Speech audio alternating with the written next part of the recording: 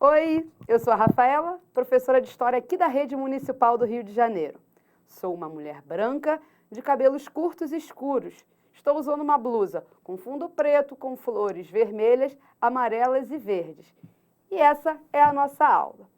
Bem, mas antes de começar a aula, eu tenho uma perguntinha aí para você de casa. Quando eu falo a palavra imigrante, o que vem na sua cabeça?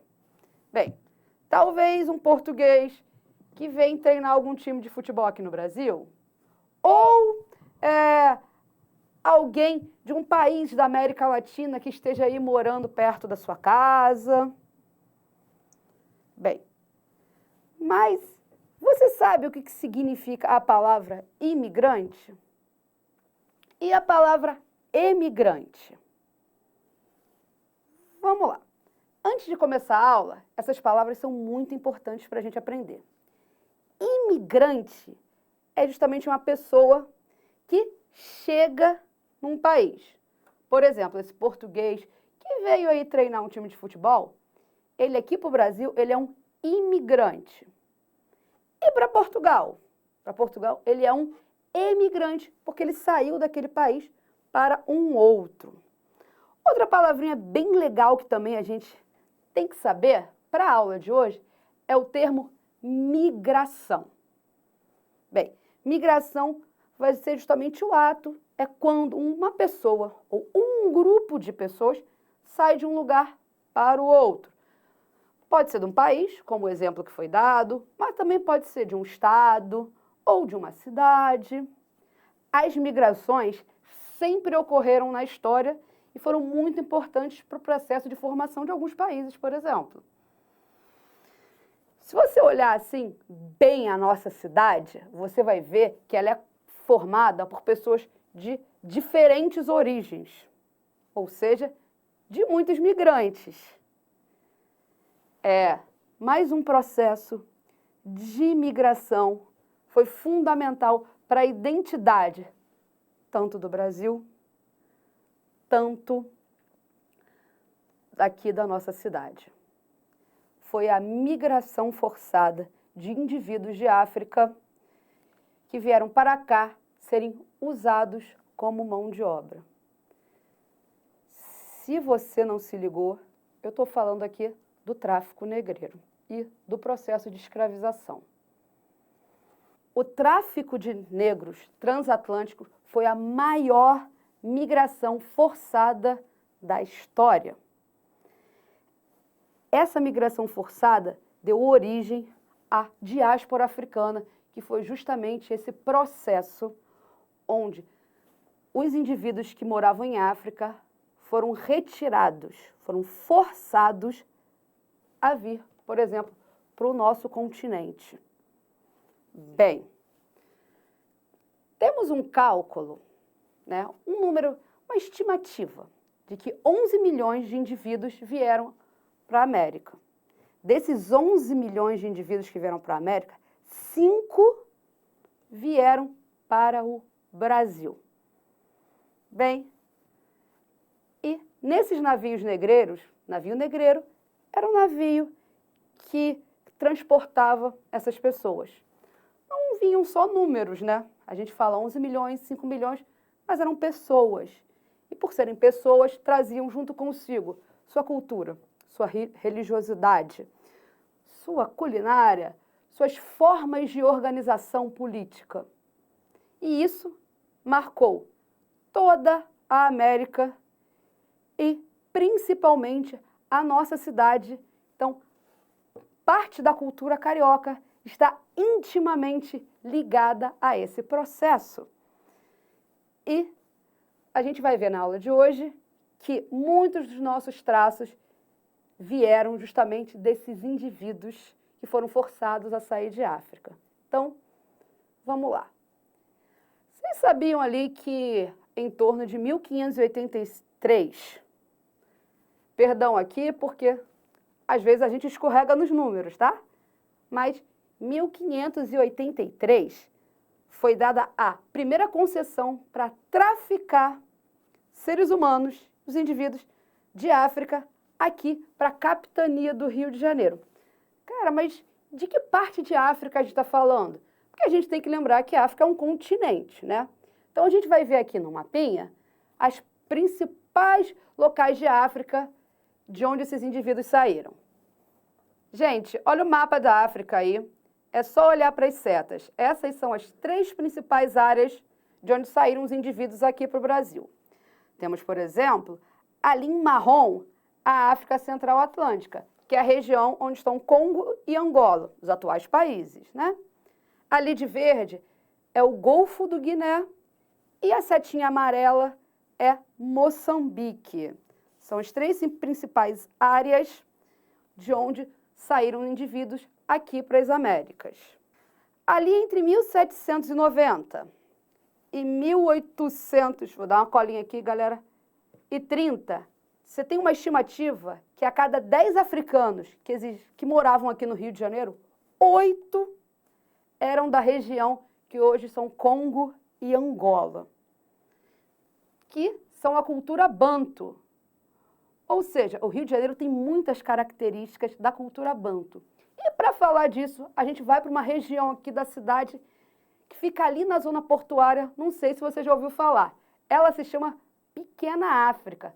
Vamos dar uma olhadinha no mapa, se você não sabe, para localizar?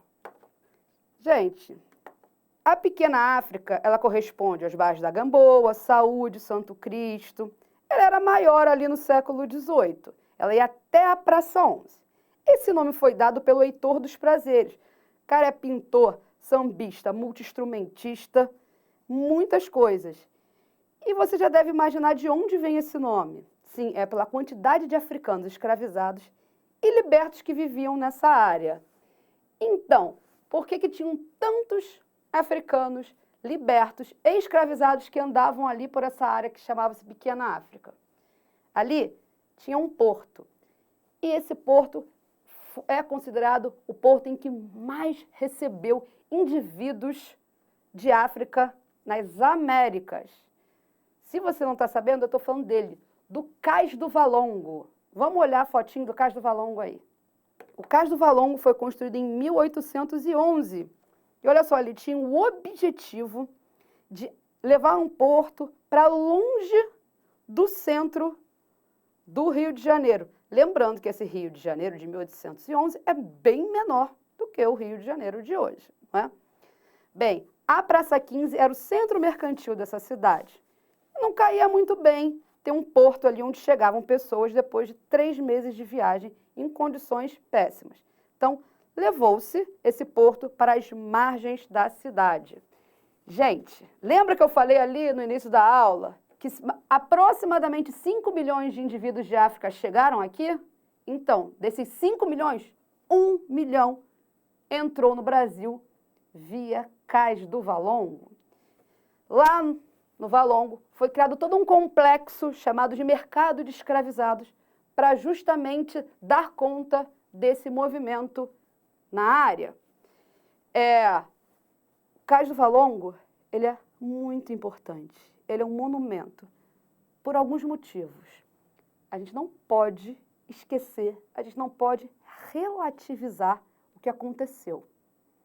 Ele é um monumento de resistência do Brasil e do mundo, tanto que ele é um patrimônio da humanidade pela Unesco. Mas nem só de Cais do Valongo vive a Pequena África. Ali perto também tem chamado o Largo dos Estivadores, que é um lugar onde muita agitação política. Por exemplo, foi criado um dos primeiros sindicatos dos estivadores da cidade do Rio de Janeiro. Já falei de Cais do Valongo, já falei da questão política. Falta falar do quê? Gente, no Cais do Valongo, na Pequena África tem também Pedra do Sal, quilombo, um dos 3 quilombos urbanos do Rio de Janeiro e, até hoje, polo cultural e um dos berços do samba.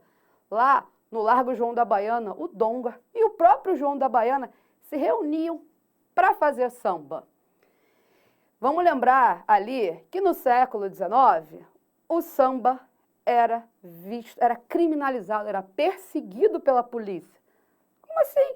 Isso mesmo, qualquer batuque vai ser música feita com tambor. o samba está incluído. Era mal visto, era crime. Inclusive, uma pessoa podia ser presa portando pandeiro na rua. Então, e como é que o samba resistiu? Tem uma participação muito séria da comunidade africana aí, devido às casas de religião de matriz africana e também os zungus. O que são os zungus? São áreas de convivência justamente desses africanos, libertos, escravizados. Bem, e tem uma coisa muitíssimo interessante nesse processo, é a liderança, a importância das tias, mulheres negras. Elas ajudaram bastante nesse processo de resistência do samba. Tem uma em especial, que eu vou citar aqui, que é nome de escola municipal aqui do Rio de Janeiro, que é a Tia Ciata. Vamos ver uma foto da Tia Ciata? A Tia Ciata é Hilária Batista de Almeida. Ela nasceu em Santo Amaro da Purificação, na Bahia, em 1854. Mas não só a Tia Ciata foi importante, a gente pode citar outras tias também. Tia Carmen, Tia Bebiana. Então, o samba, como resistência, ele deve muito a essa liderança de mulheres negras ali da pequena África. Bem, a gente viu aqui na aula de hoje justamente como a cultura de Congo e Angola estão presentes na identidade aqui de nós cariocas. A aula está acabando, mas não sem antes um desafio. Bem, vocês repararam como a identidade carioca, ela tem um traço significativo da cultura africana, especificamente da etnia Banto, atuais Congo e Angola. Então, eu vou lançar duas questões aí para você pensar, para você refletir. Bem, começamos a aula falando sobre os imigrantes. Então, pensa. Você acha que os imigrantes que vieram justamente desses países, Congo e Angola, que têm uma relação bem íntima com a cultura carioca, eles são bem tratados aqui no Rio de Janeiro? Você acha que esses imigrantes, eles têm um tratamento justo? Eles sofrem algum tipo de preconceito? Bem, fica aí para você pensar em casa. Eu já vou me despedindo. Até a próxima e tchau, tchau.